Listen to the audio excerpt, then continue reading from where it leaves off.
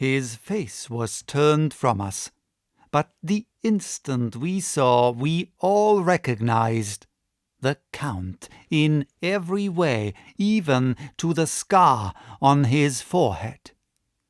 With his left hand he held both Mrs. Harker's hands, keeping them away with her arms at full tension. His right hand gripped her by the back of the neck, forcing her face down on his bosom. Her white nightdress was smeared with blood, and a thin stream trickled down the man's bare breast, which was shown by his torn-open dress. The attitude of the two had a terrible resemblance to a child forcing a kitten's nose into a saucer of milk to compel it to drink. As we burst into the room, the Count turned his face, and the hellish look that I had heard described seemed to leap into it. His eyes flamed red with devilish passion. The great nostrils of the white aquiline nose opened wide and quivered at the edge, and the white, sharp teeth behind the full lips of the blood-dripping mouth champed together like those of a wild beast. With a wrench which threw his victim back upon the bed as though hurled from a height, he turned and sprang at us. But by this time the professor had gained his feet and was holding towards him the envelope which contained the sacred wafer. The Count suddenly stopped, just as poor Lucy had done outside the tomb, and cowered back. Further and further back he cowered as we, lifting our crucifixes, advanced. The moonlight suddenly failed as a great black cloud sailed across the sky, and when the gaslight sprang up under Quincy's match, we saw nothing but a faint vapour. This, as we looked, trailed under the door, which with the recoil from its bursting open had swung back into its old position. Van Helsing, Art, and I moved forward to Mrs. Harker, who by this time had drawn her breath, and with it had given a scream so wild, so ear-piercing, so despairing, that it seemed to me now that it will ring in my ears till my dying day.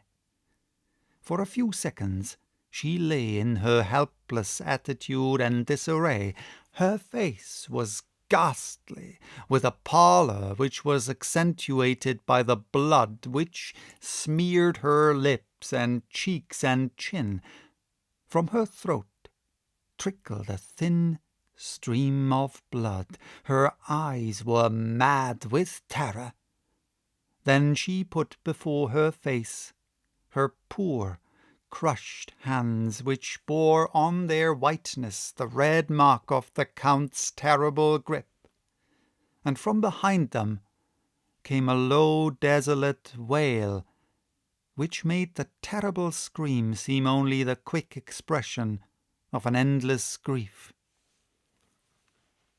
Van Helsing stepped forward and drew the coverlet gently over her body, whilst Art, after looking at her face for an instant despairingly, ran out of the room. Van Helsing whispered to me, "Jonathan is in a stupor, such as we know the vampire can produce. We can do nothing with poor Madam Mina for a few minutes till she recovers herself. I must wake him." He dipped the end of a towel in cold water, and with it began to flick him on the face, his wife all the while holding her face between her hands and sobbing in a way that was heart-breaking to hear.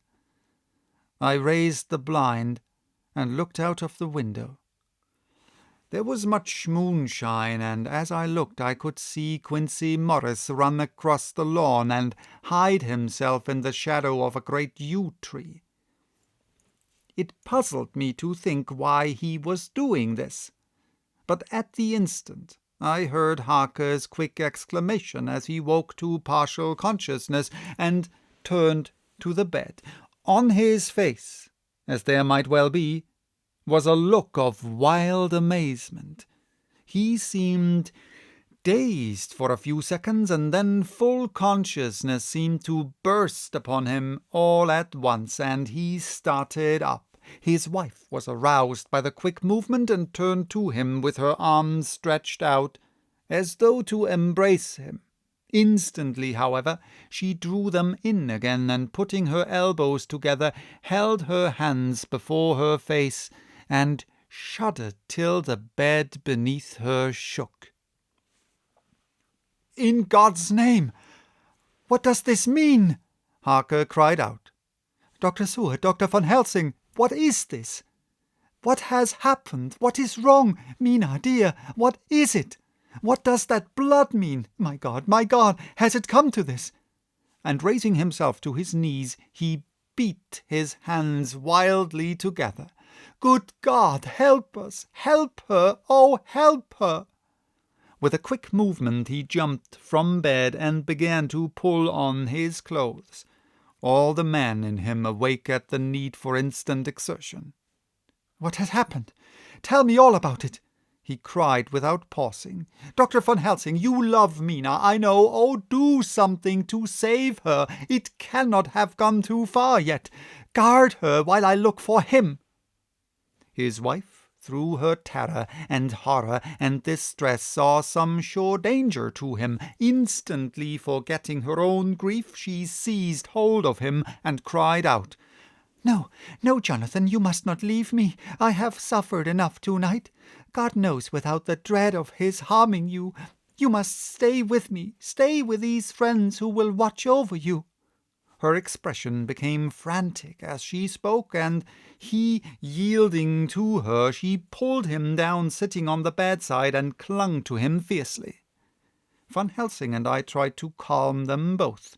The professor held up his little golden crucifix and said with wonderful calmness, "Do not fear, my dear, we are here, and whilst this is close to you, no foul thing can approach. You are safe for tonight, and we must be calm and take counsel together."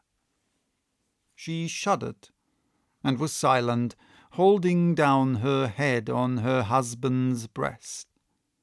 When she raised it, his white night-robe was stained with blood where her lips had touched, and where the thin open wound in her neck had sent forth drops. The instant she saw it, she drew back with a low wail and whispered amidst choking sobs, "Unclean, unclean! I must not touch him or kiss him no more.